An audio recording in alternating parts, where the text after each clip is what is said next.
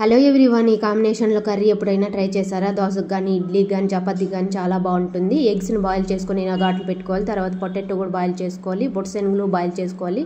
ఇప్పుడు మసాలా కోసం కొబ్బరి, అల్లము, టమాటో, ఆనియన్ వేసి ఇలా మిక్సీ పట్టుకోవాలి. నేను వెల్లుల్లిపాయలు వేయడం మర్చిపోయాను, మళ్ళీ ఒకసారి వేసుకొని మిక్సీ పట్టుకోవాలి. ఇప్పుడు ప్యాన్లో 2 టేబుల్ స్పూన్ ఆయిల్ వేసుకొనేసి పసుపు, అలానే బాయిల్ చేసుకున్న ఎగ్స్ కూడా వేసుకొని ఇలా ఫ్రై చేసుకున్నామంటే కర్రీ టేస్ట్ బాగుంటుంది. ఇలా బాయిల్ చేసుకొని పక్కకు తీసుకున్న తర్వాత ఇప్పుడు అదే ఆయిల్లో ఇంటి వడియము, కరివేపాకు వేసి ఫ్రై చేసుకోవాలి. ఫ్రై అయిన తర్వాత ఇప్పుడు మిక్సీ పట్టుకుని మసాలా కూడా వేసుకొనేసి పచ్చివాసన అంతా పోయేంతవరకు ఫ్రై చేసుకున్న తర్వాత ఇప్పుడు ఉప్పు, కారం, ధనియాల పొడి, మిరియాల పొడి కూడా వేసుకొనేసి బాగా ఫ్రై చేసుకున్న తర్వాత ఇప్పుడు బాయిల్ చేసి పెట్టుకున్నవన్నీ వేసుకొనేసి ఒకసారి అంతా మిక్స్ చేసుకొని గ్రేవీకి తగినన్ని వాటర్ వేసుకొని మూత పెట్టుకొనేసి గ్రేవీ దగ్గరకు వచ్చేంత వరకు ఉడికించుకున్నామంటే మిక్స్డ్ కర్రీ అయితే రెడీ అయిపోతుంది. ఒకసారి మీరు ట్రై చేయండి, టేస్ట్ అయితే చాలా బాగుంటుంది.